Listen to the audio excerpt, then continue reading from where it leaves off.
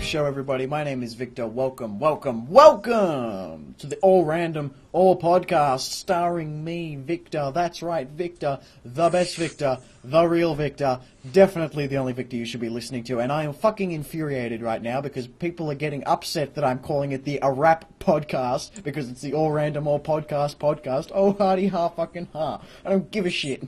Fuck you. You're all off the show. Hang up. You're all gone. Done. Hang on, give me 2 shakes. And I need to restart the stream. I overdid the adjustments. But the audio will still be here, so hello everyone that's listening to the VODs. I'm going to keep going anyway. Running the stream tonight, commander of streaming at the moment, is Scott. Rankonius. Rankin. I'll just be sitting here adjusting things. Okay, so Scott's going to do his thing for a little bit. The stream should be live again now. Of course, the production manager doing his little greetings jam. It's Triple Mind. Hello, Triple Mind.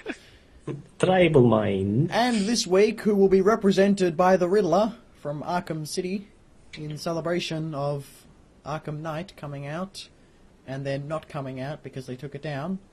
BMG. Well, I got it on disc, so. Yo, what's up? Hello, Bo. How are you? I am Bo. You are the Bodler, that is correct. Yeah, the Bodler. Welcome to the show. Welcome, everyone. Welcome to the ARAP podcast. We're going to get into a bit of maintenance. A little bit of maintenance. Good to keep a little bit of maintenance. How's everyone listening doing? You doing alright? Yeah, you doing pretty good? Yeah, pretty good. That's good. Yeah, I'm alright. I'm not asking you, I'm asking the listeners. I'm listening to you, but yeah, it's fine. No, continue. So, some real quick... We're not important. Some real quick maintenance. Anyone who watched the YouTube VOD for the last episode, there were some quality issues, particularly in the mic departments. There's a reason for that, and that is because Modbro was hosting the call that week, and no one realised until the very end of the show, in which case it was too late, because, hey, it's the end of the goddamn show. I'm not starting it over. Wasting my goddamn time. So, I apologise for that one, and as a result, Modbro has been terminated. He has no longer got a position on this show. So, no, that's a lie. Well, this week. Modbro is absent this week. He's headed overseas, I think he said, did he? Yeah, he's on holidays or something. Yeah, he's gone away, so he can't watch his precious direwolves play video games. It's okay, they're going to lose anyway. Good for him. Harsh. And that's the maintenance section of the show. We are streaming this week, so if you want to show up live, 9:30 on a Friday night, if you're just hanging out, you're not out at the club, partying, getting pissed, waking up in some toilet stall. Like what we are right now. You're stuck in there, your hands are cuffed around the back of the toilet bowl. You've done this before, haven't you? And there's puke all over the walls, and you're half naked, you're wearing a pair of women's underpants. He's done it before. He's done that part. They're not your women's underpants, but they got there somehow, and you're not sure why. You got writing all over you, particularly around the butt region, and sluts written on your back, and numerous other things. So hopefully that's not you. Hopefully you are listening to the ARAP show, the All Random All Podcast, every Friday night, 9:30, on twitch.tv/GuckoPix Gaming, because we are the Gucko Pix Productions official podcast of the network. Now let's stop fucking around with maintenance bullshit. Let's actually get into the show, shall we? So this week, believe it or not, we're going to talk about games, and then we're going to talk about game genres. So real quick, let's get into games being played, and we're going to start off with the man directly above my head, Triple Mind. Hello. So yes, I've been completely off League of Legends. I haven't touched that in God knows how long. And XCOM I've sort of put aside at the moment because I've gotten into Ark Survival Evolved. Now, he pops up like every goddamn day on Curse. Tribal Mind is playing Ark Survival Evolved, so... Well, the amusing point is it's not just me, my wife's also playing it, so when I'm not playing it, she is. We've only got one computer at the moment, so it kind of comes down to only one person can play at a time. But this is basically you're a primitive human thrown into a Jurassic world. Have fun. And as you level up, like, you do get some actual tech, like... I'm basically on a server hosted by my mate because, this is like a alpha release of the game. So it's still quite buggy and, the public servers have a bunch of assholes on it. And honestly, it's a survival game with dinosaur taming. And I'm spending all my time taming dinosaurs and building a farm because I seem to like farming for some reason. Okay, but so it's fun. Is this, first person, bird's eye, third person? First person, you can use third person. It depends on what you want to do. You can, as I said, you can tame dinosaurs and you can mount them, so you can ride around on the dinosaurs, and that tends to go to third person because it just looks weird in first person. So all you see is this dinosaur head directly in front of your face. Yeah, you can't see anything in front of you. Yeah. Okay. So you said there are other players in it, so it is a multiplayer-based thing. Yeah, it's effectively an MMO survival game. Think like DayZ, only instead of zombies, you've got actual dinosaurs instead. Actual dinosaurs, and you can do something with these dinosaurs, cannibalistic dino zombie sharks. Okay, so yes, there are megalodons in it. Oh, okay. They're annoying as F. Oh, okay. Can you train them? Yes. Can you ride them? Yes. Wow, you can train them? Oh my god. Okay. Well, not train them, but you can tame them and then ride them. Alright. Is this game on Steam? Yes. I'm gonna look it up. How much is it? It was at like $23 on special. I think it's $30 full price at the moment. As I said, it's still an alpha, so it's still like, it's really horrible. Like for RAM use and that. Basically, this is built on the new Unreal Engine, and the Unreal Engine isn't optimized, and neither is this game. So on my computer that can run Dragon Age Inquisition on medium settings, I can only run this on bare minimum settings without it just chugging to death. So there is an absolute just complete slew. It's like Steam at the moment is just swamped with like these survival island type games where you drop in and there's a bunch of shit everywhere and you got to do your thing. So so obviously what is it? I've forgotten the name of it, but you come in, drop like an airplane, and then there are cannibals everywhere, and you've got to build your shelters up and everything. But like, there's so many survival games on Steam, and most of them are complete arse. And even some of the ones that get a little bit of praise, they're complete arse. So many of them are just complete arse. How is this game separated from all of these Steam games that are complete arse that get pushed through their Greenlight process and early access and all this garbage? Okay, well, first off, when you die, you don't have to create a new character. You can respawn your current with their level, with their experience, with their skills. And secondly, you can work as a tribe, and everything the tribe owns, you own together. So, like, you can build up with a tribe a massive base and protect it with, 10 damn Tyrannosaurus Rexes you've tamed standing out front waiting for anything to dare come near them. Or, Spinosauruses or whatever else you want to use. But the key thing is, you can respawn with, like, your level 30 character if you die. But it is still a survival game, and it is actually pretty harsh. Like, if you're freezing, you will freeze to death. If you're overheating, you will suddenly be dehydrated, and then you'll, die. It is actually quite harsh, and it does run like, you start off with literally thatch clothing, and if you got thatch clothing, you freeze easily, and then you get leather clothing, but leather clothing, you overheat easily, and, and it sort of has heat waves and cold waves and that, so you still do have a fair bit of survival within it, not just being attacked by dinosaurs and killed. There's a giant scorpion in this screen. Yes. I've got. I have one. He's called Sir Legs-a-Lot. Oh, that's cute. So immediately this game actually looks very pretty. Yeah, on a system that can handle it, graphically it's very good. On my system, it looks like a 1990s game. Okay. So, yeah. So brilliant, right? Buyers be warned, if you are a graphics whore, this is... So the main part that's setting it apart from all those other sci-fi games that are on Steam is its dinosaur features. Because, like, you look at Rust, because I played Rust there for a fair while, and I was going to play Rust a lot this weekend, but I've been caught up with Smite stuff again. And basically, you die there, so long as you still stay on the same server, you maintain your tech level. So long as you've built a bed, you can respawn like that. Yeah. Is there? So you said you can just respawn with the same level and gear and whatnot. Do you have to build a bed? Okay, so you don't. Yeah, okay, so you don't get the gear in Rust as well. It's whatever you've kept in safekeeping. Yeah. That you only the code. You can run to your corpse, and if you can get to your corpse and it hasn't been eaten by something, you can pick it back off. The weird thing is you can also actually hack at your corpse for extra meat and hide, which is kind of weird. So you can run to your own corpse to get meat to eat. Like, you can literally eat yourself, yes. That's a new level of cannibalism.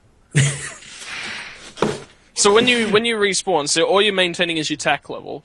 Do you respawn? Yeah. How big's the map size, basically, as well? It's a stagnant map. It's not randomly generated or anything, but it's massive. Like, if you tame a pterodactyl, then like you're flying from one end to the other end of the map will probably take you about 5-10 minutes, and it's a large island.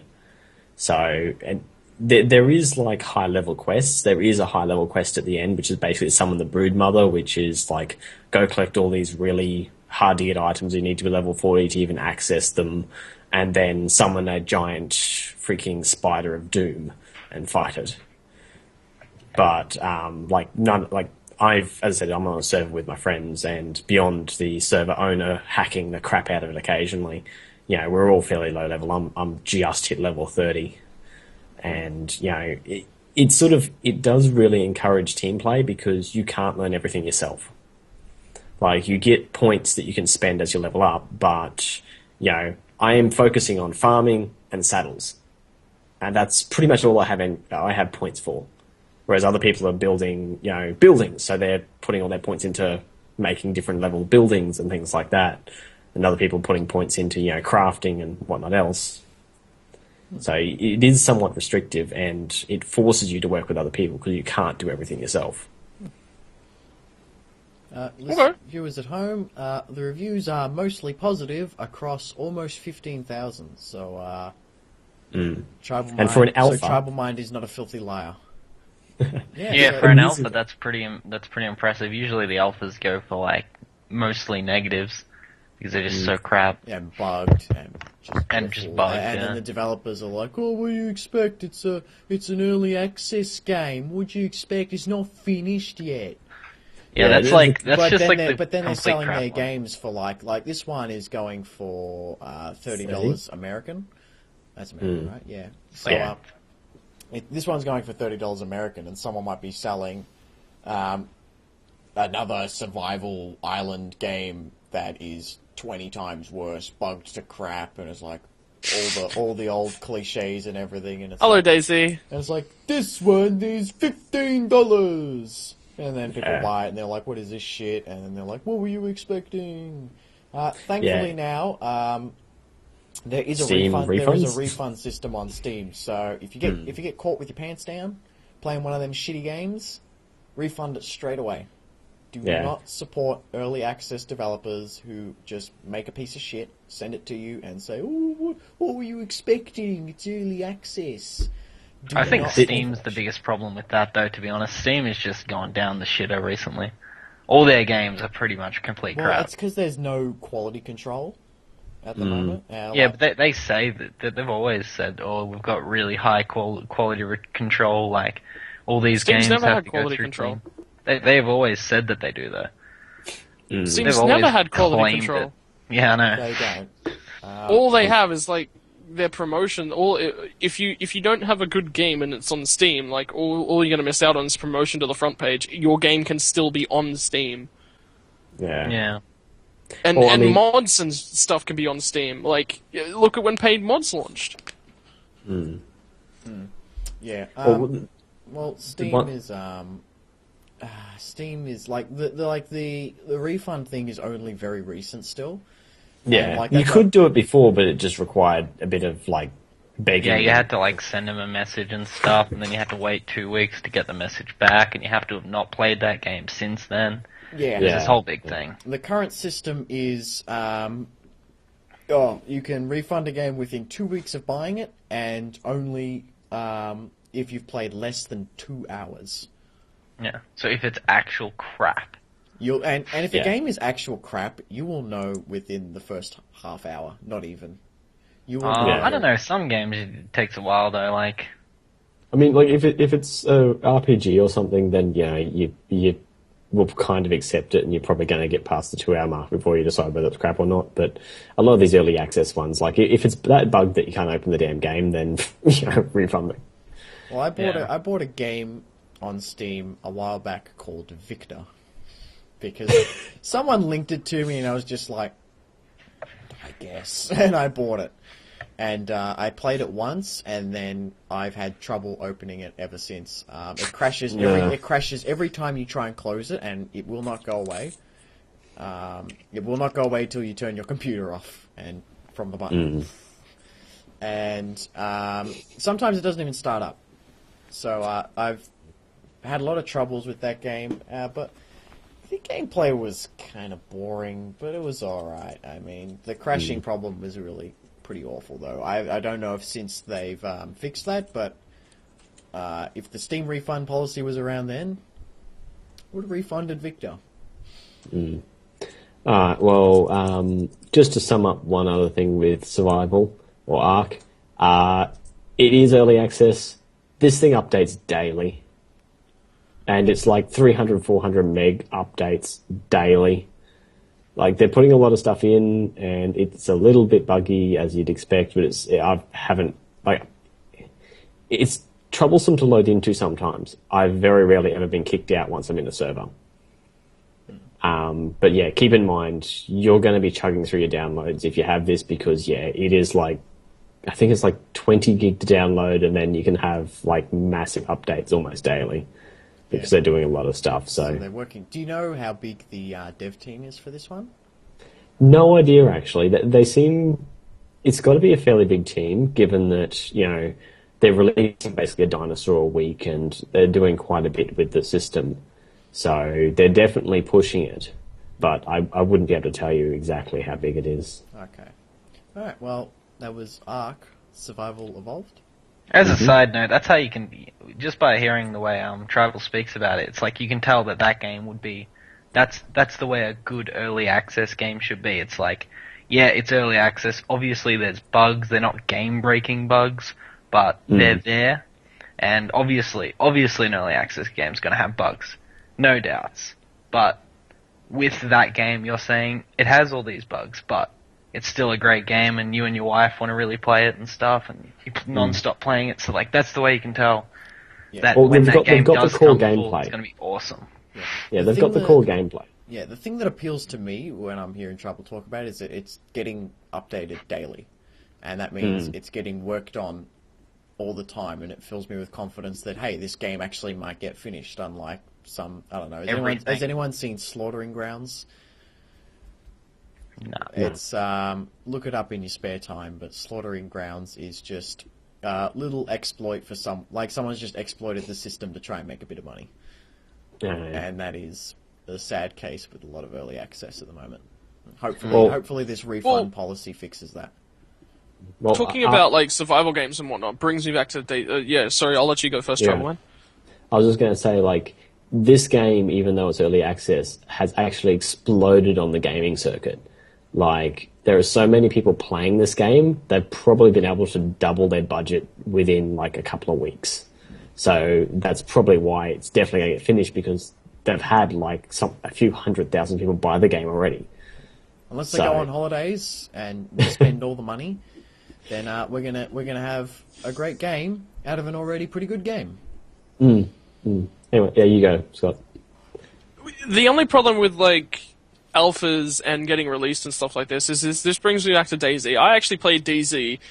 I woke up and I played DayZ. That was most of what I played for a large extended period of my last couple of years. At one point, I think for about 6 months, I was just getting up, logging on, and wanting to play, and that was just blindly. I'd heard all about DayZ, and I wanted to play a game like DayZ, and I was just going, alright, it's DayZ, everyone's playing it, it's clearly going to get better.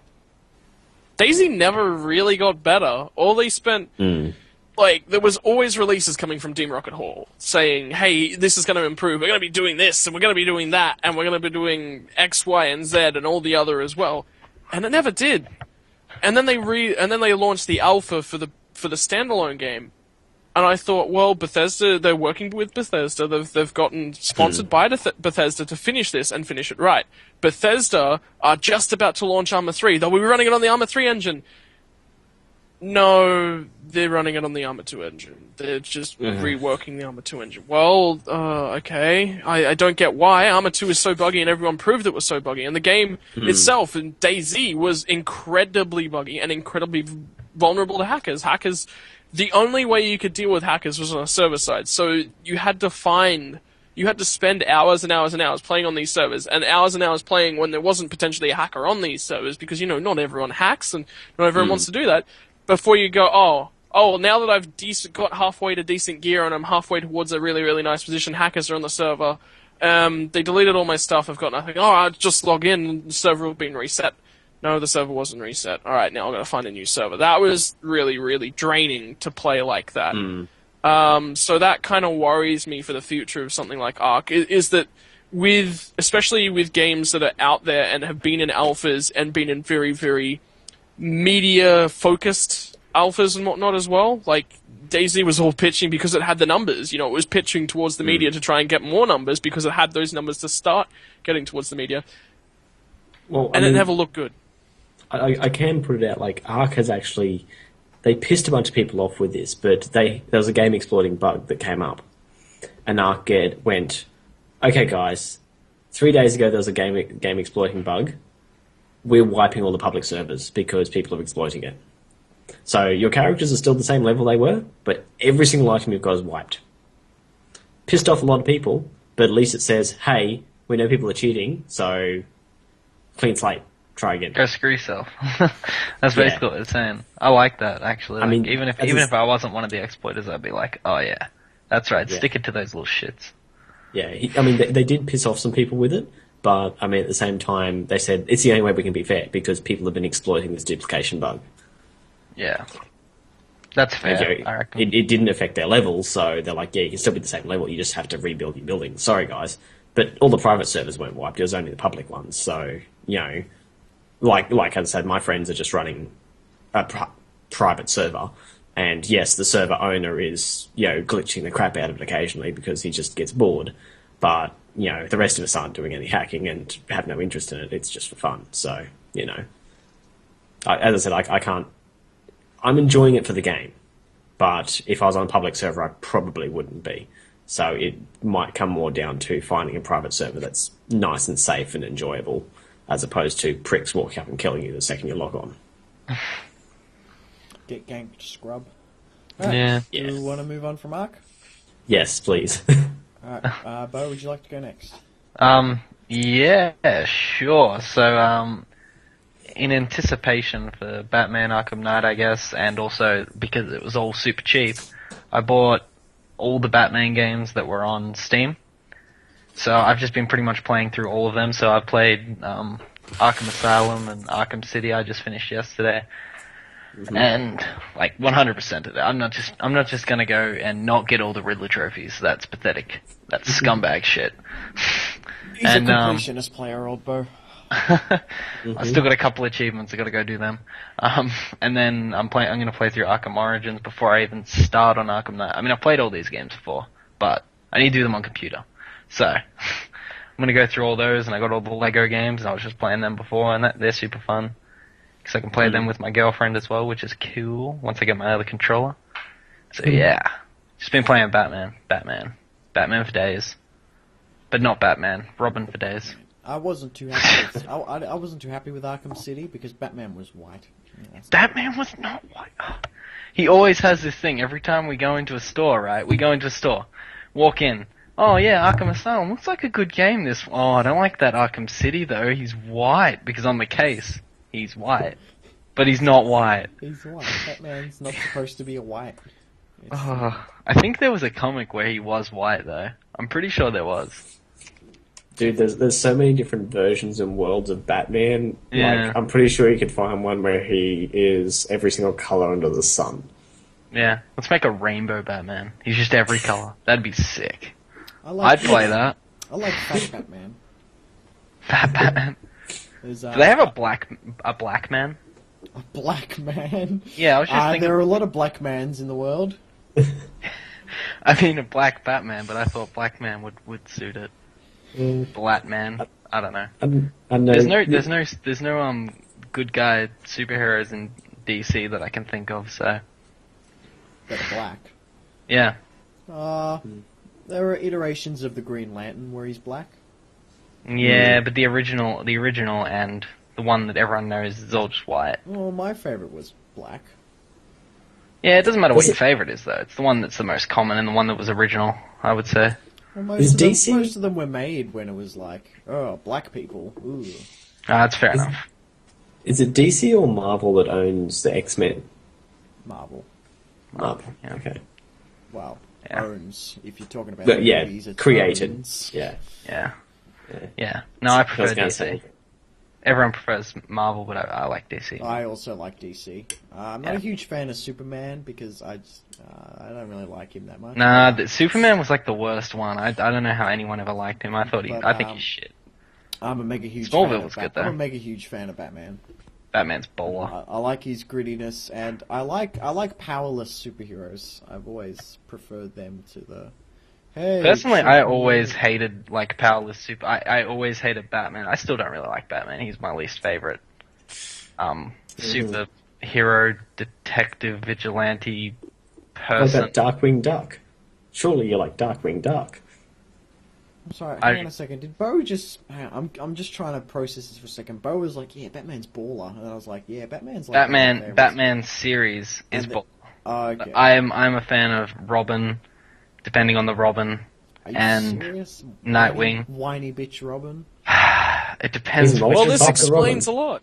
This explains a lot. This explains why you're an ice skater, Bo. Oh. What are you talking about? There's only one gymnast Robin. There's like 5 Robins. They all got killed. What, 2 survived, didn't they? Two of the 5? 3 survived. Jason Todd pretended to die. There was a second one, but then he came back as Red Mask? I don't know. He came back as some guy who killed people. Didn't he get killed after that? He pretended to die. No, I don't think he died. He didn't pretend to die. He got killed and then got revived by what's-his-face. He got killed by the Joker in some massive explosion, and then the immortal dude tried to revive him, and it sent him mad instead. Let's be fair. Dick Grayson's the only real Robin. It's the best one. He's my favorite. Victor's sitting there going, I have no idea what they're talking about. Well, Dick Grayson's the best one because he was the original Robin, and then he was the original Nightwing, and Nightwing's my favorite, and then Robin's second. But yeah. I like the Butman. To be fair, Riddler is my favorite out of all the Batman universe. So there you go, the one everyone hates. Yeah. People only hate him because of the Jim Carrey performance, though. Yeah. Because they were like, oh, Riddler seems kind of wimpy and boring after that. Because of Jim Carrey. Because of Jim Carrey. Jim Carrey kind of ruined it. When I saw Jim Carrey's performance after I originally started liking Riddler, I was like, oh my god, the Riddler's just so cool. And then I saw the Jim Carrey, I'm like, I like him slightly less. You say that, but remember Mr. Freeze? Oh, Mr. Freeze. Yeah, I was going to say that was so bad. Hey, Mr. Freeze was the greatest superhero ever. Guys, he played Poison Ivy on that one. Guys, chill. Best. Freeze. What killed the dinosaurs? Super suit. What killed the Why dinosaurs? do you need to know? The Ice Age. Oh man. Arnie's just bad. Cool. He suited some of his early roles, but then they played him up a little bit too much on other roles. Like, he wasn't bad as Conan and things like that. There's a reason why he's parodying himself in the Expendables series. Mm.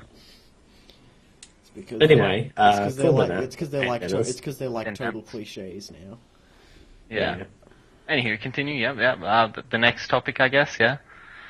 If anyone. We're done talking about the Butman. Scotty, what do you got, Scotty? Beam us up, What have I Scotty. been playing this week? Oh, Star Trek. Have I played anything? He's been playing Star Trek, ladies and gentlemen. He's been beaming himself up.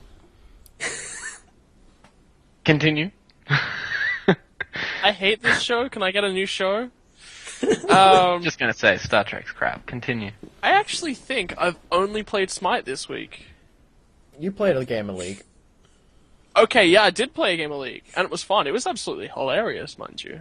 We fucked around for most of it, and we screwed up like our champion roles, and I ended up Scion mid, but this guy playing fucking Jax top like a normal I was person. beating on people. I came back. The only reason I was even playing that game of LoL was because Jax was my first main, and I felt like playing a game of Jax. Okay. Yeah. Okay, Alright, tough guy. no, I've been pretty much playing Smite. Smite itself, the Challenger Cup, which is the stuff I've been broadcasting, is up to the round robin stage from knockout tournaments with points. See, you do like Robin.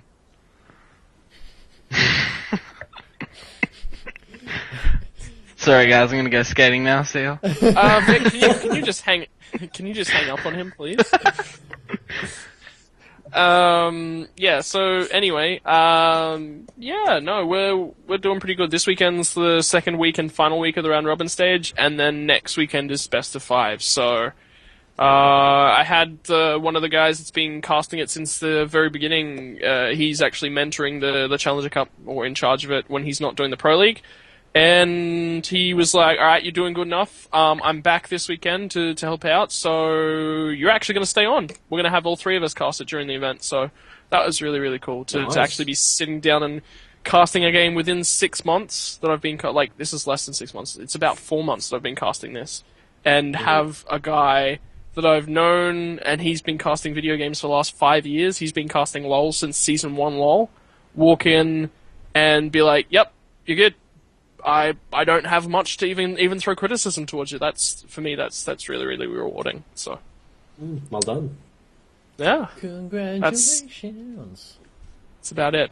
Next week, I hope to be bringing you my first ranked Smite adventure. So, as a random question on Smite, what Egyptian gods are there? Anubis. Anher, Isis, Sobek, Anubis. There's at least another one there as well. Ra and Bastet, and I think there's another one as well. Yeah, Bastet's an assassin. I don't know any gods. I'm just gonna throw that out there. How the frick does Bast become an assassin? Bastet. Bastet. Oh, okay. Bastet. Yeah. Might be thinking a different god.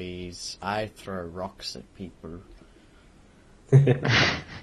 You're a Hercules main. I hate you. I hereby hate you.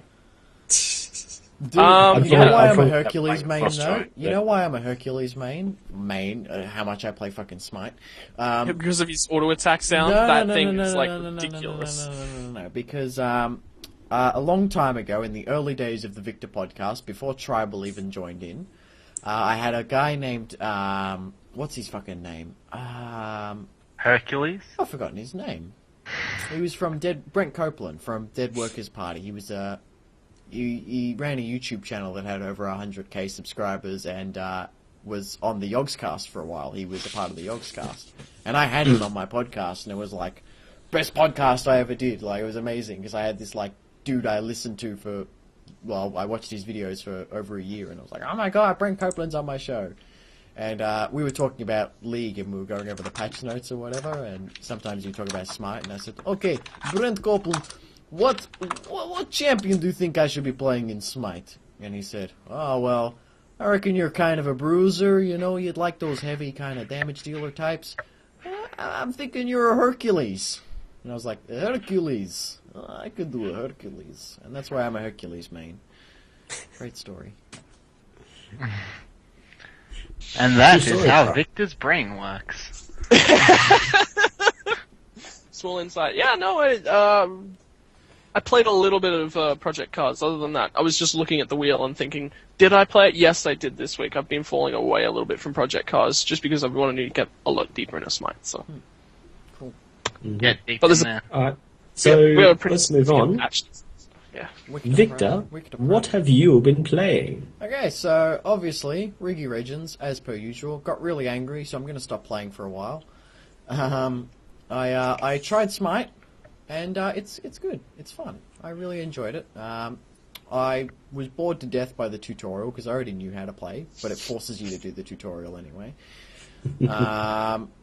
And I went straight into arena mode, and just played nothing but arena, and I'm like, fuck it, I'm staying in arena. I can't be stuffed doing anything else. And Arena's fun. Is that the killing one? Yes. Yeah, that's the one I want to play. I just want to kill shit. Yep. And Bo is going to join me soon in Smite Adventures, and we'll probably do a couple videos of two complete morons play Smite or something like that. You might manage to drag me in at some stage. Yeah. But Maybe. I reckon me and Bo should, because we recorded a Heroes of the Usually Storm have once. stupid, just shit at games. Yeah, we did a Heroes of the Storm video that I've lost, and it was two complete morons play Heroes of the Storm, and it's this one map on Heroes where there's this like fucking Anubis on 4 legs at the top of the map, and he's like a boss, like Baron or something, and when you kill him, he goes and destroys the other team's fucking base, and it's like fucking epic. Like, we killed this dude, and we're like, okay, so does he join us now? And he comes fucking trucking down the lane. I mean, he's so slow though. I thought he was just so fucking slow. And we're like, holy shit, what the fuck is he? He's gonna destroy all this shit! Oh my god! And that was directly. And then we lost. And then we got fucking. And then we lost. So 2 complete morons play Heroes, and we'll probably. But yeah, I want to do a 2 complete morons play Smite at some stage. But I was gonna take the game to Bo, but my hard drive is having quite the difficulties, and currently I can't play. Currently my Smite is fucked, and the copied version I tried to make of Smite to give to Bo is also fucked because it didn't complete copying everything over. So now Scott is again the only person on this podcast that plays Smite like a loser. Oh. Ouch. Okay. I'll go and do the thing that gives me a really good chance of making some money out of it at some point. Bitch. Ding. And slapped in the face with a wet trout. And I'm gonna. Apparently, there's a patch coming soon, so I can fix my client because I do actually want to play again. Yeah, no, there's a really, really good patch that's actually changing the meta. It's actually going to shift the meta up, like, entirely. Because the Smite itself has a version of Smite, the Summoner spell from League of Legends, but it's an activatable item that takes up one of 2 slots. So Summoner spells, there's a bunch of different ones. There's Cleanse, there's Sprint, there's Ghost. Yeah, they have Summoner spells, but they're basically, you buy them in the shop rather than before the game. For 300, so it's effectively like a trinket, but as a Summoner spell instead. Yeah, and you can upgrade them as well. So I've been getting like Sprint and this blue one that's just basically Cleanse on Hercules. Beads. Should I be getting Sprint on Hercules? Is that bad? Because I haven't a fucking clue what I'm doing in that game. It's auto buying for me, and I hate it. I don't know how to turn it off. Prior to the game, in the God Select, there's a auto buy, auto level. You just click off the auto buy. If you're very new to the game, still leave auto level on. Nah, that's not how I roll. I just do whatever I want because I'm a bowler. Hercules throws balls. You should play Hercules. Hercules, you have a couple of options with Hercules. You should go blink for initiation power. Like if you blink behind somebody and use the 1 on them. But then I gotta do like some mega sensitivity mouse turnaround and fucking Q and this game's too mechanically off for me. I'm not gonna do it. I'm just gonna play League and sink my life there forever. Where all the noobs are. We'll talk Smite strats another time. Okay. So, I played a few games of Smite, and we'll play more soon. League of Legends, totally over it right now. I need a break. I'm getting way too stressed out playing that fucking game. Because, let's be honest, Rito games. What more do I need to say about fucking Rito games? Fucking releasing Echo and fucking Callista and fucking Yasuo and fucking Vi. I actually miss the days when Vi was the only champion I hated. Now I hate every champion in the fucking game. Echo CBS. Yeah, I've, as I said, I actually haven't played League since Echo came out. It's a good time not to be playing League. Yeah, I haven't even played against an Echo or anything. I haven't played it since then. I think I played one game with Jordan, and that was it. I'm very tame on Oslol about my feelings on Echo. Like I said, yeah, he's cool and whatever, but you know what, his W's just kind of, like, stupid. I think he's just fucking stupid. I think he's the dumbest fucking champ they've released since Yasuo. And Yasuo is a fucking nightmare. He's a fucking nightmare. He's got too much defense and too much utility for a champion built around mobility and damage. And Echo is the same problem. Too much utility for a champion built around mobility and damage, and it shits me to death. So right now, I need a break before I headbutt my fucking head against the wall, which is normally what you do when you headbutt. You bang your head against things. And, cause like, look at my or poster. other Pokemon. There's a hole in my poster now. You can't even see that. It's like a hole I can see the in hole. my poster. Yeah. Wow. I'm raging so hard. I put holes in my posters. Can you believe Well, now that it's shit? religious. I usually I am bite like the biggest thug on the planet. Alright. League of Legends. Goodbye for now. I have bought myself a SWTOR subscription. I'm back on SWTOR, ladies and gentlemen. Yeah, I'm just gonna buy a SWTOR subscription, yeah! What the was that? Apparently, Yeah, Rook's gonna get a SWTOR description before Bo, yeah! I was gonna say, apparently Bo's Rick's gonna buy everyone! apparently I'm buying everyone a SWTOR. Yeah, with all of my money. No problem. All that podcast money I make. Yeah! Do-do-do-do-do-do. That's the Thug Life tune, you know. Yeah. Just remember, So, you don't owe people money like me. I am very much looking forward to playing SWTOR again. It is one of my favourite games that I play. I have immense hours of fun on that game. Looking forward to getting more more characters up to the level cap. I'm ready. And hopefully, get that new Don't sweet worry. lightsaber, you know what I'm saying? And 107. there's a lot of You know what I'm exciting things coming to SWTOR. Me and Bo actually watched a cinematic for it earlier it's pretty good. today. And it's the next bit of story that's coming in SWTOR. Now, I always praise SWTOR for the fact that it's like Empire versus Republic, which is something we never really got from the movies. We sort of got a small group called the Rebellion versus this giant empire, and then this small group called Two Sith versus the entire Republic, and I thought it was kind of shitty. Separatists. And so we have... So now we have SWTOR, which feels big, and, you know, you get a feel for all the different factions in the game, and, you know, having the Empire versus the Republic, and then all these small dudes, like, I don't know, the fucking Black Suns or some shit. And you got a shiny stick to hit shit with. Yeah, or if you're like me, you're shooting shit with the pew-pews. And Even though we're both healers. I really want to see... You know what I really want to see out of Star Wars? I really want to see some sort of thing, whether it's cartoon, whether it's 3D animation like the Rebellion and the other series that they made. Which one? Clone Wars. But it goes into the background around why I've just Count Dooku became Sith. Why Count Dooku became Sith? What? Like, because that's something that hasn't been explored. He was Yoda's Padawan, and that's all that's mentioned of it. It's mentioned in the second movie, and then never ever touched on again, ever. That's the thing about the prequels. They left out a lot of shit. Who the fuck is General Grievous? He shows up. He's big and he's fucking awesome. Why haven't we seen him before? He's the leader of the drone. So random. He's the leader of the drone army. Why didn't I know this before? We've had drones since the first fucking episode, and this dude is awesome. And they never mention him. And Count Dooku. He got a new apprentice.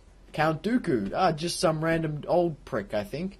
Oh, he used to be a Jedi, apparently. He used to be Yoda's Padawan! Oh, he's dead now. Okay, he got his head chopped off. My dad is screaming about football. That fit in perfectly, though. It's like, oh, he got his head chopped off. No! Your dad must really love Count Dooku, my god.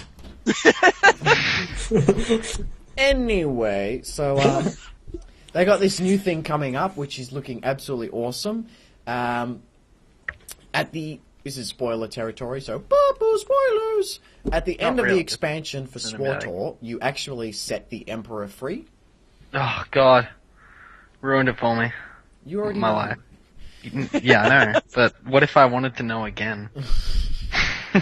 You set the sleeping Emperor of the Empire, I guess, free. And he goes on a frickin' rampage, and apparently both the Empire and the Republic get destroyed. And they're gone. All the Jedi retreat to the Jedi Temple, and all the Sith retreat to the Dark Council.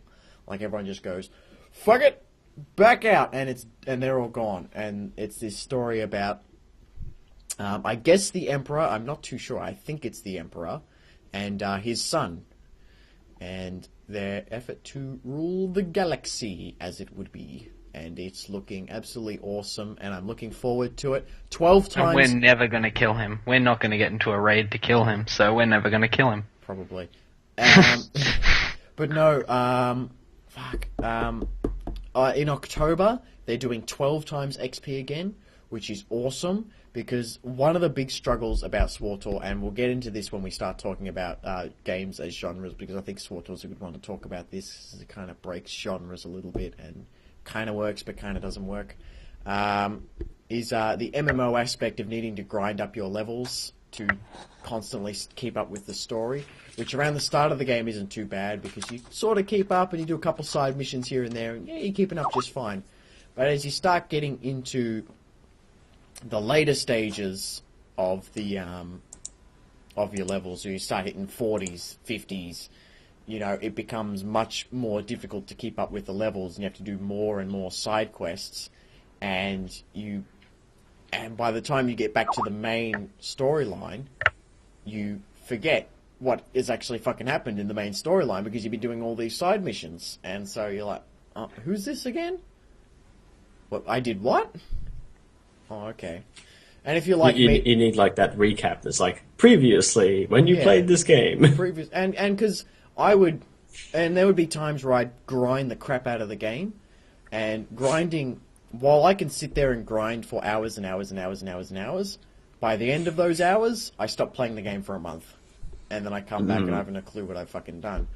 Yeah, that's true. The problem is with it as well is because of the storyline, that's amazing, by the way, because of the storyline, it's like, if you do take a break, which is, you know, inevitable with an MMO, you come back and you're like, okay, I'll have to delete that character, start a character that's exactly the same to remember the story. That's what you do. Like, Bo keeps coming back to the game, and he's got like 4... That's because I keep fucking forgetting what's going on. I see a guy and I'm like, yeah, you look like a person, I don't know. You got penises on your head, you know. He literally has like 3 female Sith they look the same, it's perfect. And they look exactly the same. Small chicks with white hair. Sorry, one of them's blonde. Exactly. Don't even insult me. Yeah, my bad. But I never check. No, the problem is that I never check. I never check what my characters look like, and I go, oh my god, this hair looks sick. And then I go, oh my god, this face is the only one that doesn't look like crap. And then I'm like, I don't like the way the males look because they're too beefy. And if they're too scrawny, they're too scrawny. So I just always go with the female because they're just, you know, sexy and whatever. The male models are incredibly skinny dude, incredibly buff dude, or incredibly fat dude. They're your 3 options. Whereas the girl options are like, the muscular one's slightly more muscular than the skinny one, and the fat one has a slight pot belly. And that's it. And then the small one's really small. The small one's kind of just perfect, really. That's all you really used. I have a big beefy dude. I actually have a lot of big beefy dudes. Okay. I don't want to talk about my obsession with big beefy dudes, so I'm going to talk about 12 times XP. In October, you get 12 times experience for class missions. These are the missions specific to your class, i.e. the main storyline. You get 12 times the increase in XP, which is enough to do only your main quests and none of the side quests to get all of the story, all the way and up to... you'll still be over-leveled. All the way up to the level... all the way right up to the level cap. Awesome. It is absolutely awesome because... You also get a free level 60 as a side note. Yeah, they're giving a free level 60, which I don't know if I really like that they're doing. I like it. It gets like I think given what they're doing, I think it's all right. It's not like the Warlords of Draenor where they just give you a free level 90, and it's like, what the fuck am I doing? Yeah, I did that with WoW. I got a free level 90, and it was a Warlock. But I'd already played a Warlock because I didn't want to just straight away make a character, boost it, and then play it. So I already had my Warlock, and I was starting to play it, and I was like, huh. Alright, well, I quit. Because the game was crap, but you know. But no, I do really like the 12 times XP system because you get to go through the entire story and you're up to date and you know exactly what's going on. You have a great experience because it's an awesome story. But in something like WoW, you get your free level 90 and you're just playing the game and you never really experienced all those things that happen. You never got to explore the worlds, nothing like that. But yeah, but even the way WoW works is you don't really get to explore anything unless you do raids anyway. So if you do, and you can't really do the lower level raids because you know what's the point? Either you're one-shotting everything, or you need to get a group of level 60s who are still overgeared, and you need 40 of them, and that's impossible. So. But either way, 12 times XP for SWTOR was a great idea, and I'm glad they're bringing it back. Brilliant.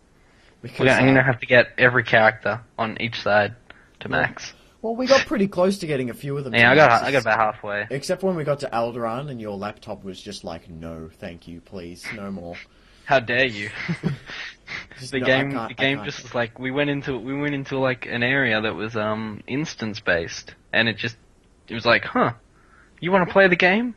You want to play anything? You want your computer to work? No. Not happening. Not today. This is not the game we should be playing today. Exactly, pretty much. And then the entire computer shit itself. So now I have a good computer that might work. Might. And that was the end of Bo's last SWTOR extravaganza. I would have kept playing. I was loving it. Yeah. We were staying up all night playing SWTOR. Every night. We played like a week going to Macca's at 2 a.m. in the morning to stock up, and then come back full and ready to play for another couple hours, and then crashing. Probably gained a solid, 10 kilos from that, though, to be fair. You did. Yeah. I didn't gain anything. I probably did. I felt pretty fat. Damn it, Victor, and your... I'm just forgetting things tonight. I have a point, and then it's going somewhere, and then it's just gone. So, well, then let's move on. So, game genres. Seeing as I'm already talking about SWTOR, I guess I'll keep going.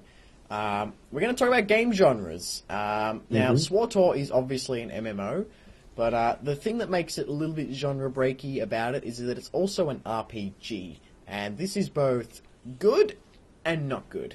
Let me just explain on that, though. Every MMO is called an MMORPG, but this is an RPG. Yes. It has a proper storyline with a start, middle, and end, as opposed to... Yeah. As opposed to WoW, which is just you hit shit, you get to max level, you hit some more shit, you get some gear. And every other MMO, really, there's no MMO that's good. In that sense, except for SWTOR. Continue. It's not as much about being the chosen one, though, with SWTOR, is it? I've just gotten up to sort of where the Jedi Temple is. Depends what you are. It does depend what you are. I mean, the Sith Assassin was the chosen one. Yeah. And I think the Jedi Consular might be as well. I'm not sure, but yeah. You get this cool time. There's this one moment in the expansion for SWTOR, the latest expansion, which I found absolutely awesome. Don't tell me, I haven't done it yet. You haven't done the agent. You don't have an agent. Never mind. I don't care. Continue. At the end of the vanilla storyline for the Imperial agent, you get named the Ghost Operative, or like the Ghost. I don't know, the Imperial Ghost. That's it. You get named the Imperial Ghost because you're so awesome, and you know no one can find you, and you just fucking wreck shit. And you show up in one of these Revenite camps in the latest expansion, and you walk through the door, and you're standing there, and you're just like, "Sup?" And the dude's like, "Oh, it's the Imperial Ghost!" And I was like, "Oh fuck, I remember when they named me that. This game is awesome! That feels so cool!" And it was... that's great. It was so cool, and that's the first time it had done that. It made me feel like previous parts of the game were actually worth something. And yeah, they have that at the end of the Sith Assassin, as he said. At the end, you like do something, and they're all like, "Oh my god, you're amazing!" And I was like, "Fuck yeah, yeah, I am. Look at me, I am God." Yeah. So I don't like the sort of chosen one prophecy kind of thing, because it makes it feel less like I did the work myself, and more that it's just the way it went. You know, you were meant to be it, and you became it. That's just how it goes. But in the case of the agent, when I played the agent, it felt like I worked my ass off to get where I was, and while I wasn't like top dog in the Empire, I wasn't fucking the Emperor who could not use Force at all. Like I was the best at what I did, and I worked hard to get there, and it felt very rewarding, and that's what I liked about it. That's where the RPG sense come in. From an MMO sense, we talked about it. There's going to be grind. It's going to be a lot of fucking. It's very grind. MMO-y. So the MMO parts of the game really hurt the RPG parts of the game. So it's what I said about like having to go back and grind and do all the side quests and get sidetracked from the main storyline. You know, it doesn't help with the immersion too well, because again, there are some things there to say as well, because like the side quests are all brilliant as well. There's a couple that are pretty shit, but most of them are pretty good. Yeah. So it's not so like if you were to play it like as much as me and Jack played it, me and Vic played it, then you know, like you'd be like, oh crap, we gotta do all these side missions again because we want to hit max level, and then you know we've got our 3 other max level characters, and we're like, oh well, done this 12 times, done this 30 times, might as well do it again. The side quests are good, and I like doing the side quests until I had to do them the second time. Yeah. And so first time round, I would like if I were to suggest this like to someone, I would say don't play it on the 12 times XP. Play it before the 12 times XP. Get one character to max, enjoy everything, and then get your other characters to max if you want to do it that way. If you want to hear all the stories. You become more familiar with that particular world as well when you're doing all the side quests. You're like, oh, I remember this place. This is where I had to do that one thing. Oh yeah, the water tower. I know where that is. I did a side quest down there just before. You do get a bit of a feel for it. I think and then when you're trying to do like achievement type stuff, like there's this one thing me and Bo did to get a little pet. It's like orakeet or something. It's like a little bird, and we had to go to Tatooine. And we had to find these water tower things. I was like, oh yeah, that's a pain in the ass. I remember trying to figure that out. And when we worked out we had to go to the water towers, I was like, I actually know where they are, and they were in this one bit, and there they were, and it was easy. Just get the water, and you go, and you do the thing, and it was awesome. Because the way we've always played SWTOR is we will never look up in the internet on how to do stuff, because that just ruins it. It's like it's one of those games that if you figure it out yourself, you're just like, oh my god. So rewarding. It's like you can look it up on the internet and you can get what you want, but you won't have that journey on getting what you want, which is the best part. It's so awesome when you do that. So, honestly, to me, it sounds a lot like a JRPG. Like they have the main storylines that are really interesting, and then they have the side quests that can be interesting. But if you play it a second time, you just go on, oh, this stupid damn side quest of like go fetch this bullshit. Like I've done that. What really kills the immersion for me about the side quests is I did a family tree thing because you can set up a family tree in SWTOR through your legacy tab with all your achievements and whatnot are, and I linked all my family together. And for example, there's this one mission on Balmorra where this Sith chick takes over and she becomes the governor, and you do a couple missions for her, and then after the last mission, you can have sex with her. Fair enough. Okay, I had sex with her. Okay, on my main character, my agent, I had sex with her. And then I came back to Balmoral because I had to, on my Sith assassin, who is, by family tree, the son of my agent. And he did the governor missions, and he had the opportunity to have sex with the governor of Balmoral, aka the same dude his dad had sex with. And it was long story short, it was too weird. I didn't do it. Yeah, I think they should really incorporate those trees, because I made my tree all interesting and I had bios and everything on them, and then they just did nothing. Yeah. Like, we've got like page-long bios for our characters just because why not? Yeah. It makes me. It's more fun, and I get more into my characters that way. Yeah. But like, if they had something like something tiny, even like, they talked about your son in one mission, like one side mission or something. Even if it's a side mission, they just say, "Oh, your son might like this or something. He might want a ball." And it could be so subtle. It could be so subtle, like and I'd be like "That's here, right, that's SWTOR." Here you go, Victor. Have some lightsaber hilts. Your son might like that, and that's it. You move on. Yeah, that'd be just like, I know what you're talking about. Yeah.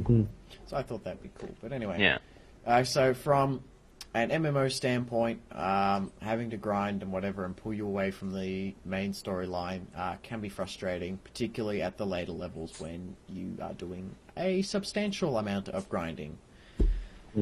Does it ever get to a point where it's like, you have this really urgent mission, you got like, it makes it sound like you have to do it right away, and then you can just bugger off and grind for like the next 30 days and come back? They're pretty good with those ones. They make it so that you have to do it. Actually, there are times where it's like, hey, get here quick, and you can take as fucking damn long as you want, and sometimes you'll have to do a little bit of grind to get a level up before you go there. Sometimes you'll go there, die a bunch of times, and realize, fuck me, I need to get another level, or I need to go and buy my new abilities, and you have to run back and do it all, and frustrating. They really need to fix that buying levels system. The WoW system is just superior in every way. With that, they just instantly get the stuff, and for me, I like that more. That's just. Or did they fix that? I feel like they fixed it, but. That's just like, you know how you have to upgrade your moves like every time? Like, you have Thrash, and then you get Thrash 2, and Thrash. And you'd have to run 3. back to, you have to take speeders around and take 20 minutes getting back to the main hub of the game, and you have to buy your abilities from a trainer and whatever. And it costs like billions of gold, so you never have any credits. You never have any credits. Yeah. To me, this just sounds exactly like a JRPG. Like, in every aspect of it, it's like, this is a JRPG online. Yeah, and Bo will back me up on this next one. It's that, and this is a problem SWTOR had for a long time. I'd have to go back and check if it still has that problem. It's post-game content. Yeah. Because the game is so heavily driven behind its RPG elements and its storyline, the MMO elements are lacking. In that, I think they fixed that in the what's it called, Hut Cartel. Yeah, it got better. It got a lot better. I think so the end game was cool. Yeah, the initial thought that everyone had on the game was that it was just absolute garbage, and that's why it's getting back to the height that it was at initial launch, but it's taking a really long time to get back to the amount of players it had. So the original reason was because once people got to max level, there was nothing to do. Absolutely nothing. Because the PvP is pretty poor. I personally don't like the PvP. And then the PvE, there was only one raid. And the raid was super easy. Even I did the raid. And I was crap. Like, it was just so easy to do. And then once you did it, you do it again. And again. And again. And that's the way WoW worked when it first came out. But the problem is, WoW had already been out for, ages. Wrath of the Lich King was out. Or maybe even Cataclysm, I can't remember. And so they already had, they already knew their priorities. They had expansion launch, minimum 2 raids, 1 raid every month. They kept doing this thing. And then SWTOR was like, game came out, everything's so good up until max level. Max level, do the raid. Raid's really good. Bit easy, but still really good. Where's the next raid? No next raid. Everyone just quit. They were like, well, I can spend... Yep. Yeah, we're done. But the people who did stay were the people... There was still a lot of people who stayed, because the gameplay was the same as WoW, really. Like, there's no difference. It's an MMO. So the gameplay was same as WoW, graphics superior to WoW, storyline superior to WoW, so many things that are just better than WoW, but then they just waited, because that's what they were like. They're like, it's initial launch, you can see that they're focused on these other things, they've got, voice actors for everything, and then they're like, okay, we'll wait maybe a month, see if they bring out another raid, and they didn't bring out anything. They brought out a side mission or something. And then they're like, okay, we'll give them one more month. And then at the end of that month, there was no extra raid. Everyone quit. The whole server just crashed. I was one of those people. I left. I was like, I'm sick of this shit. This is done. We've done this one single raid that we have. I left. I was like, nah, not coming back. And then somehow. And then Vic got on. No, wait, was it? I came to the party late, and I thought it was the best game I'd ever played. Was it you, me, and the guys? We all went to play it? It was supposed to be us and the guys. It ended up just me. No, I played it with you. You played it for a little bit, but in the end, it was just me. Because because Vic doesn't really like the end game anyway. He more likes the storytelling. But for me, I was an MMO player. Have been for ages. So when I got to max level, because I skipped ahead of them. I skipped ahead of Vic because we made a character together, and then I made another character separate because I just like to speed level to max in like a week. So I got to max level, and I was like, how many raids are there? I just asked people, I'm like, how many raids are there? And they're like, oh, there's only like 2. And I'm like, interesting. So I just quit. I was just like, what am I going to do when I hit max level? Play again? I don't want to play again. And, yeah, so apparently now it's fixed, and there's like, a significant amount of raids at max level, and apparently they're really, really hard, so... Yeah, there are some pretty freaking hard ones. I've seen some gameplay, and I've just been like, what is going on? I'm just really confused. You have to move around the map, and there's all these different obstacles that if you go to the left of them, then you're dead, and if you go to the right of them, you're dead, but if you go to the middle of them, but slightly to the left, you're surviving. It's really confusing.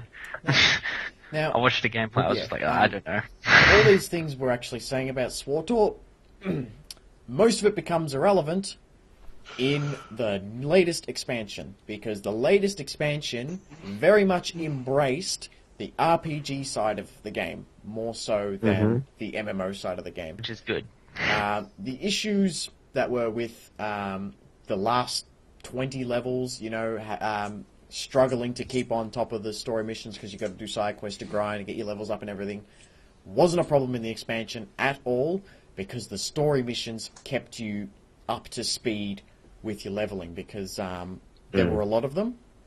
But also they did a thing where they have flashpoints in the game, which are like dungeons, and they start you off, and they start the expansion off putting you in 3 flashpoints. And flashpoints, normally you need 4 people to play them, but they added a mechanic called solo flashpoints, which is the same as playing with 4 people, except you get your companion, yourself, and a fucking overpowered robot.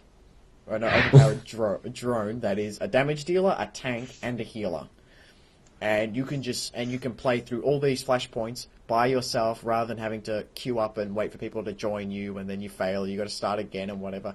Get the robot, do it solo, have tons of fun, and just like okay, I just zone out playing this game, I'm like, this is fun. Yeah, I'm having fun. I'm having a little fun.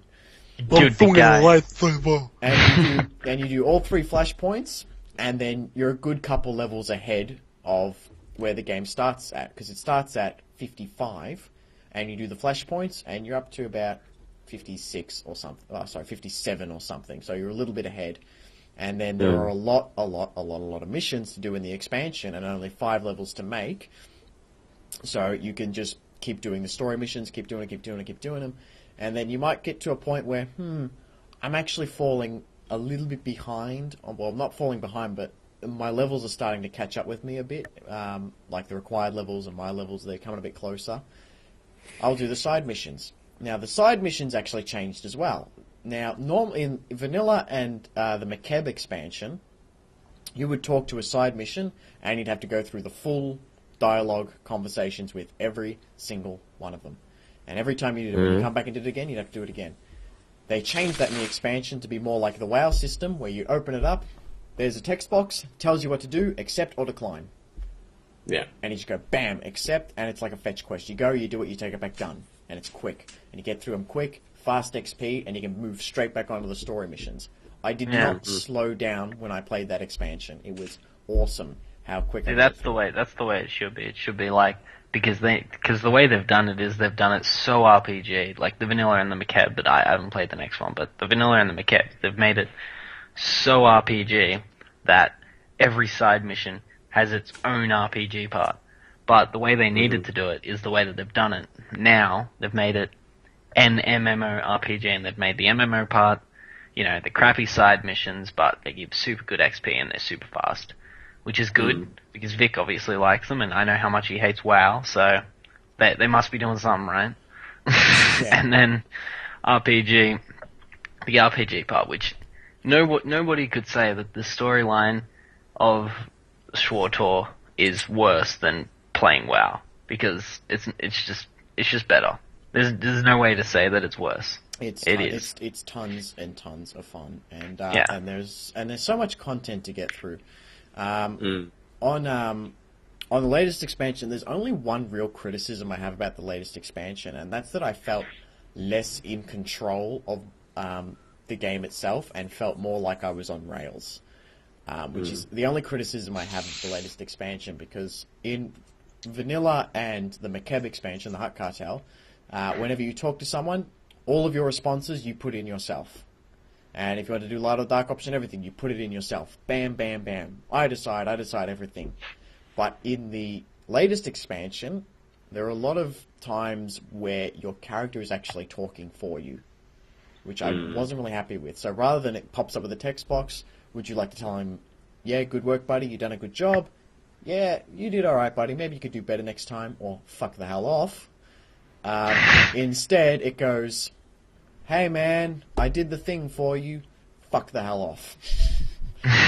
And like he talks for you, and I really felt like I was quite a bit on rails. There were, and then when is it based off anything, or is it defaulted? Like, is it based off like a moral meter or anything?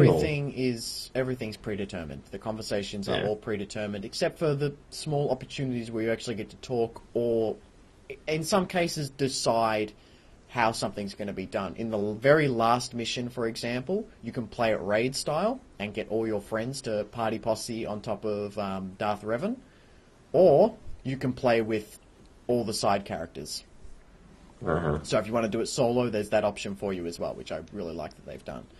So there are some situations where you can decide what's going to happen, what sort of objective we're going to go for, but it was annoying at times that my character would talk for me.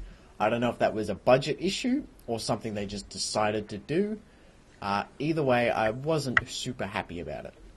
I don't know, they've always had... There are a couple of problems, like, with the talking stuff. Like, I know it's all predetermined and all that, but, like, sometimes you'll say something, and the thing that they'll say is completely different. Like, you can say one of them says, yes. This is a very basic example. Just say, one of them says yes, one of them says no, one of them says maybe, or something. If you click yes, it'll go like something like, oh, I may be inclined to do that. It's like, no, I just want to say, yeah, I'll do it. I'll do it. Give me the money. Like, I mean, that's sort of a problem with RPGs in general, though. Like, I'm always reminded of a webcomic I saw based on Dragon Age 2. Because Dragon Age 2 had a lot of jokes about the gay relationships and that in it. And it literally had this point where your character walks up to Anders, and you get the option of, hi, I want to beep you, and F off.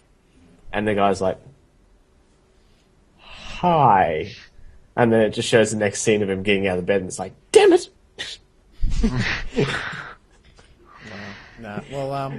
There was one time in SWTOR where I have this companion for my agent called Viktor, and he is a half Killik, half human, which basically means he's a weird grasshopper-like insect creature inside the skin of a man.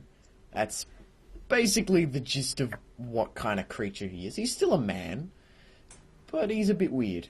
Now, anyway, there are missions specifically for your companions, like conversations and whatnot. And I was talking to Viktor this one time in my ship. I was just walked down like, "G'day, Viktor, how you going?" And he's like, "We are doing well, Agent. How can we be of assistance to you today?" or whatever. And then there was one bit where he was talking about himself, and there was one dialogue that said something like I thought it was me sympathizing with him to be like, "Oh, you know, it must be really hard for you being a half Killik and all." And what my character ended up saying was, "Well, you know, there is no place for a half Killik in the world." They do that a lot, actually. Gosh. Yeah. Anyway, they do that a lot. Keep moving through these in a second, or we're going to run out of time? I reckon, Bo, because me and you pretty much shared that one.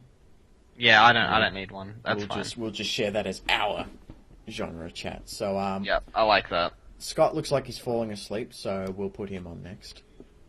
I'm on the spot. Hi. What were we talking about again? That was like game genres.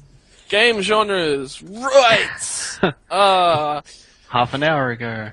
MOBAs. I was going to chat about these sorts of things, but MOBAs. There's no real difference between MOBAs and anything else. There's no real similarities between MOBAs and anything else. MOBAs are MOBAs. We know exactly what a MOBA is. MOBA is an experience grinding, but that experience stays individual to your game. Yeah, tower defense, first-person tower defense, third-person isometric tower defense. So, there's not that ability to really talk about the MOBAs are pretty set in their style. Racing games, however, can be a multitude of things. We all know of Mario Kart. We all know of Crash Bandicoot Racing, or Crash Team Racing, CTR. Oh, Crash Team Racing. I love that game. I really miss that now. Do you remember the original Street Racing? I think it was one of the latest ones they put out, Crash Team Racing, but it was on it was like this theme park map. Do you not know that? I think it was from PS2 or PS. No? Okay, never mind. It was really fun. I love Crash Bandicoot racing games anyway, but, I used to have a PlayStation game called Street Racer, which was literally a rip-off of Mario Kart. Then you have your racing sims, which are very systematic, and most of them, to be anywhere near decent at them, require you to have a good old steering wheel. And that's more so what I'm interested in, which I just bumped over my bin whilst putting that back down. Yay me. So I'm more interested in these simulation types. And then there's your more arcadey styles. A very, very good example of this is motocross games, actually. Because more often than not, motocross games are about doing all the tricks and whatnot. Motocross racing is not about that whatsoever. I can tell you from direct experience, the only trick I've ever done is a no-footer, and, well, my feet never ended up back on the pegs by the time I landed, and that hurt a lot. Yes, so, the varying levels of them. So there are actually, levels within a sim.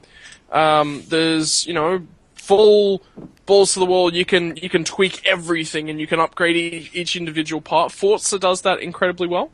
Horizon, not so much, but sort of there. It's kind of the difference between an arcadey racer and a simulator, kind of. So the proper Forza does things very well. Forza Horizon's the difference.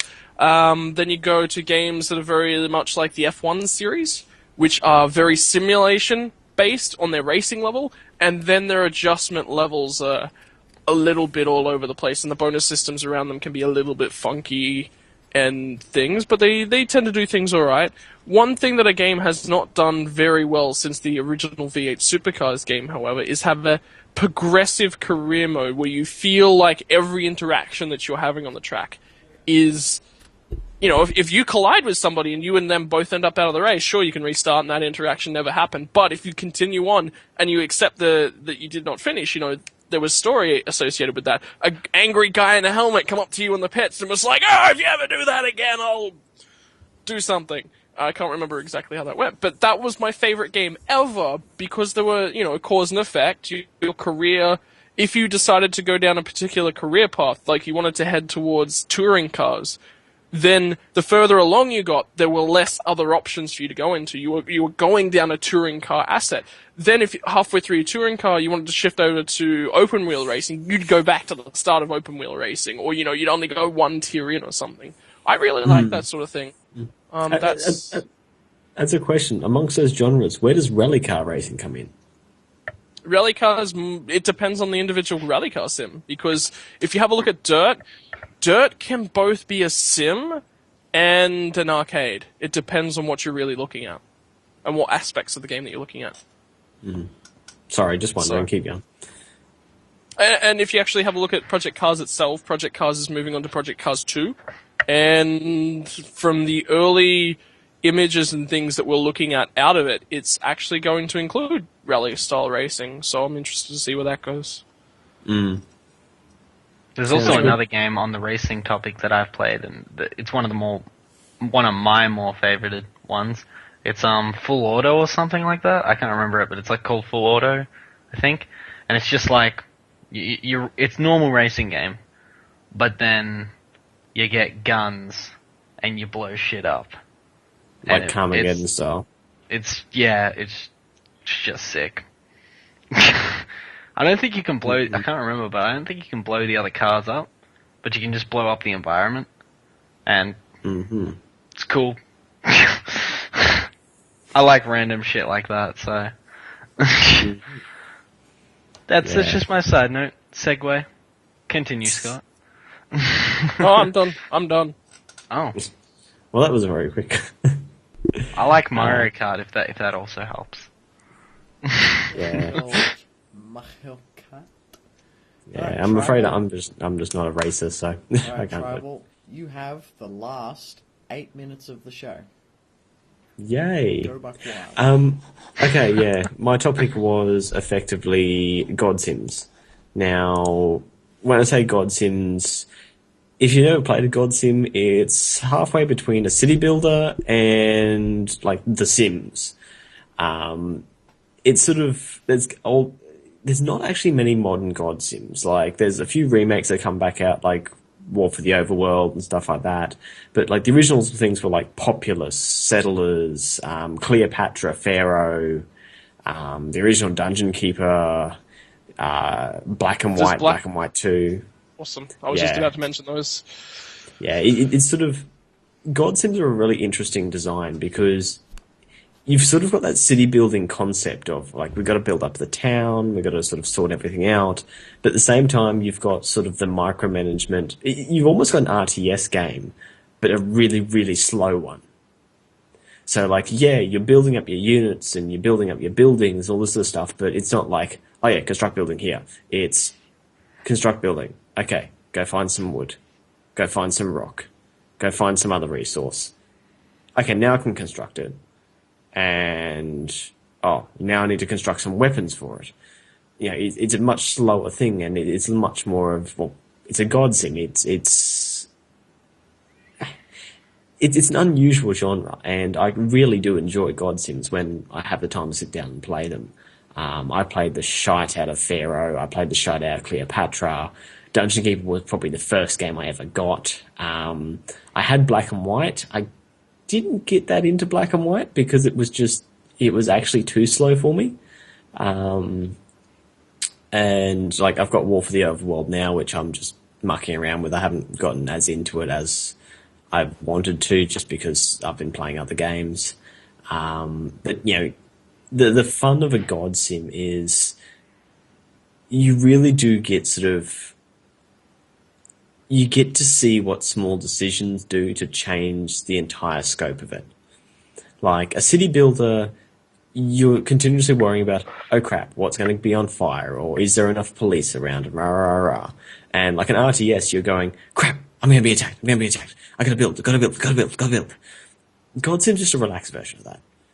You're not worrying about that level of micromanagement. Like, oh, I've run out of wood. I'll just make a couple more of my guys go mine wood. We're all good.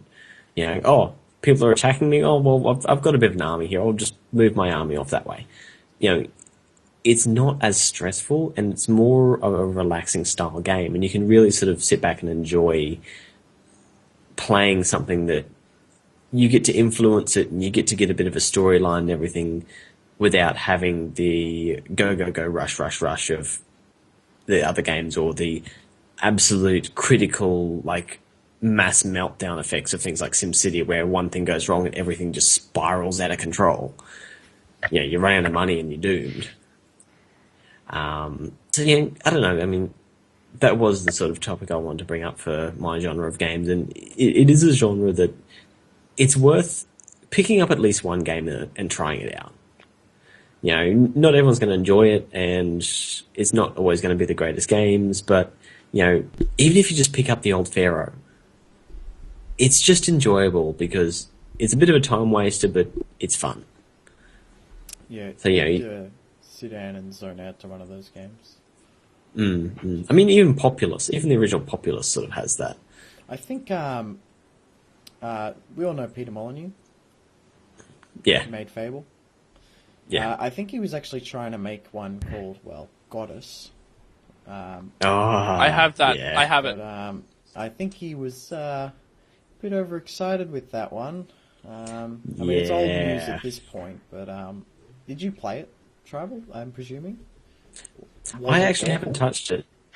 I haven't touched it myself. I've looked at it. What he promised and what he delivered were literally so far apart, it was not worth the effort. He really promised a really wide open span, a really great God sim, and what he delivered was a mobile phone app. Yeah. From what I've gathered, Peter Molyneux is the type of dude who gets super excited about what he's doing. He's like, yeah, I'm going to do this, I'm going to do this. Oh my god, then we're going to do this, and we're going to do this. And he gets so excited that he starts telling people he's going to do stuff that he hasn't even talked with the devs about, like any of his design team with, and then the whole fucking studio is like falling apart trying to deliver on these things Peter Molyneux promised that they hadn't even talked about before. And so he looks too big scope without checking whether he's got the base system down. Yeah. But no. But yeah, like, it is hard to find modern God sims. I mean, they do exist. Yeah, I mean, War for the Overworld, you know, I keep spruiking War for the Overworld, but hey, it's a great game. Yeah. But yeah, it's one of those genres that's sort of fallen out of fashion. Yeah, it's a bit obscure now. I mean, you're talking about God Sim. When you wrote God Sims in the document, I was like, okay, he's going to talk about like city skylines and shit like that. I was like, oh, that kind of game. And I can't even think of any that like I've played. Personally, I've never played one, so. As I said, it is a very unique genre, and it's games that fall between the city builder and the RTS, and unless you actually have an interest or an interest in probably both, you tend not to even run into them. Yeah.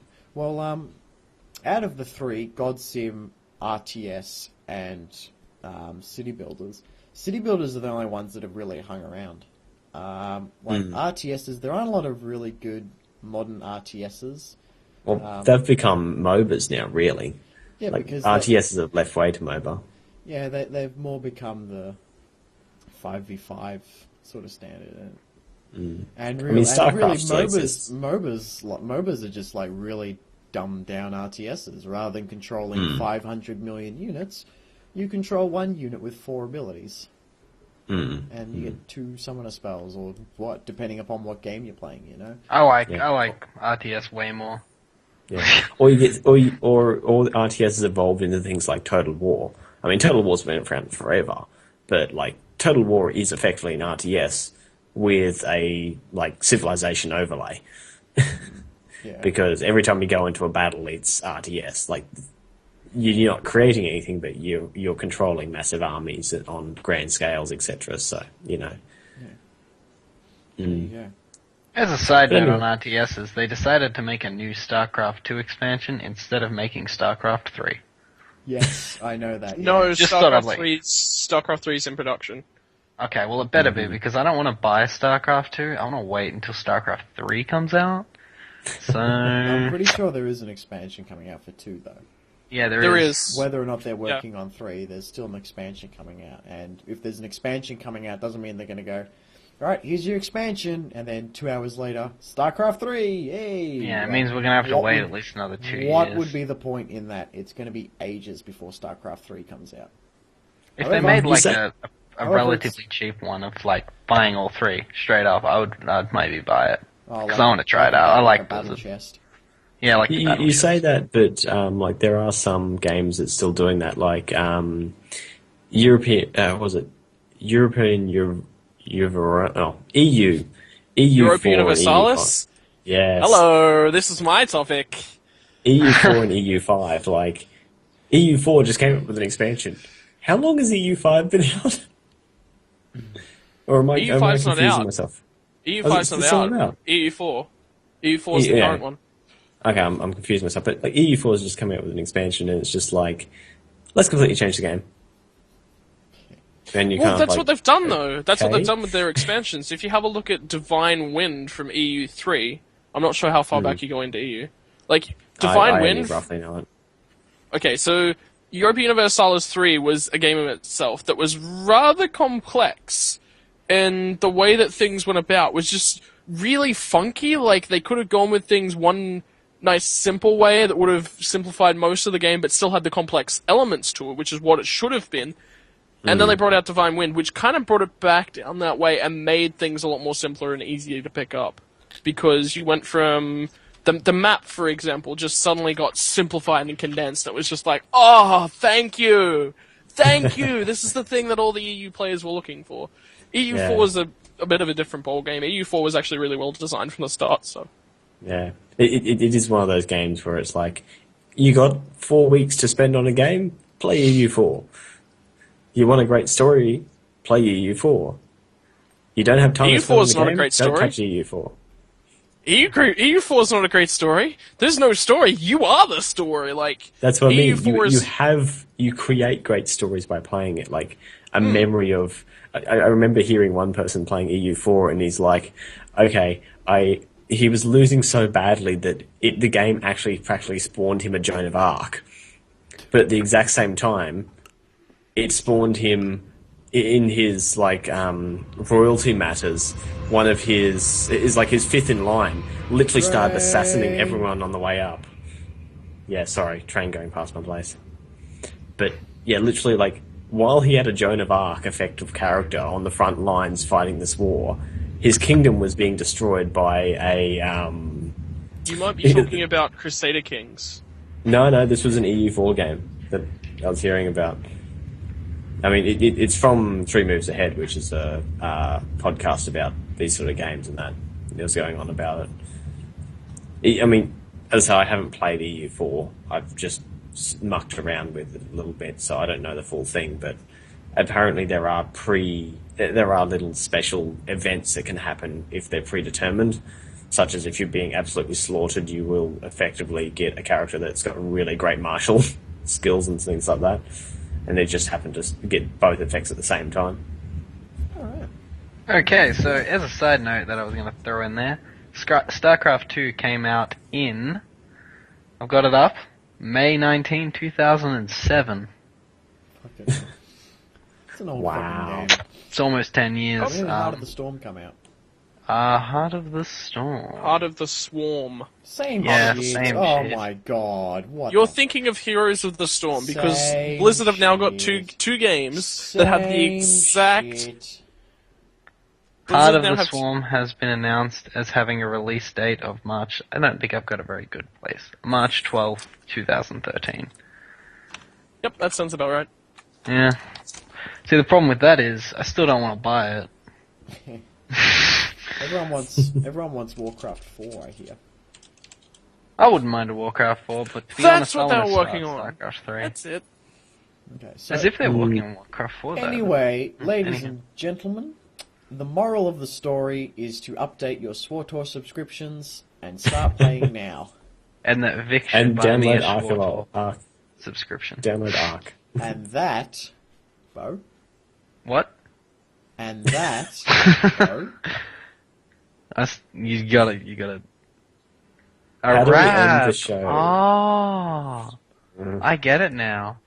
I'll give you another I'm shot. surrounded by idiots. So anyway, ladies and gentlemen... That is, shit.